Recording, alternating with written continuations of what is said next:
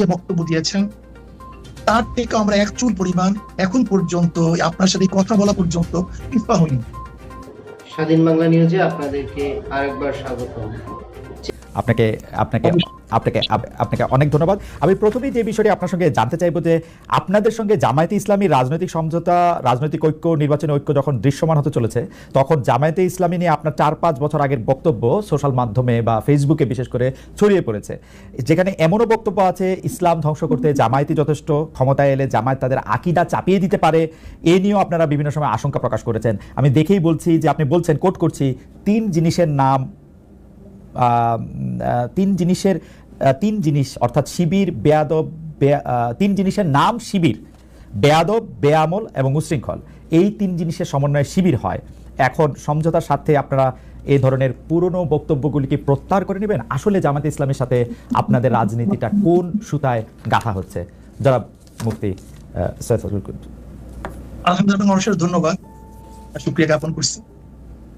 প্রথমত আমাকে কেউ বর্জন করার জন্য বলে নেই যে আপনি এটা বর্জন করেন, আমার মেসেজ এরকম আমার কাছে আসেন।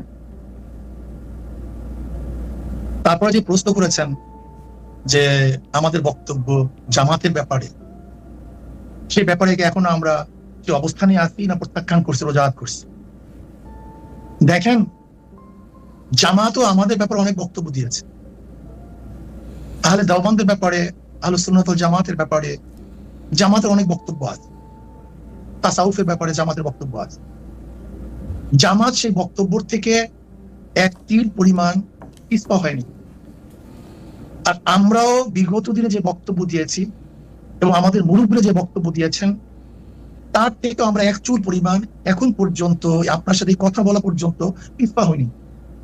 প্রত্যেকের অবস্থানে আছে।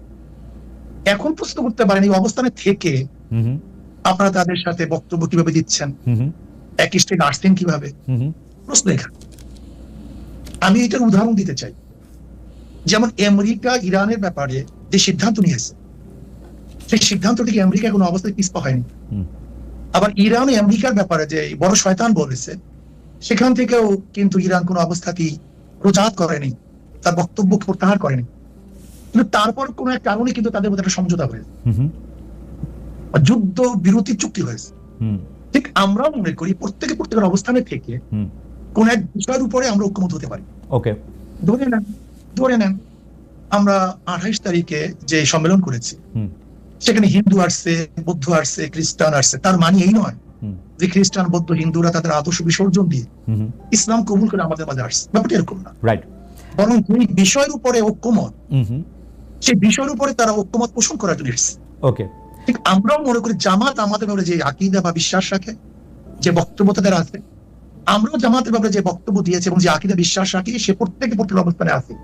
ওকে, বাকি আগামী বাংলাদেশকে গড়ার জন্য, এই জাতিকে বাঁচাবার জন্য, ইসলাম দেশ মানবতা রক্ষার জন্য আমরা শুধু জামাত না, আমাদের ঘোষণা ছিল ইসলাম দেশ মানবতা।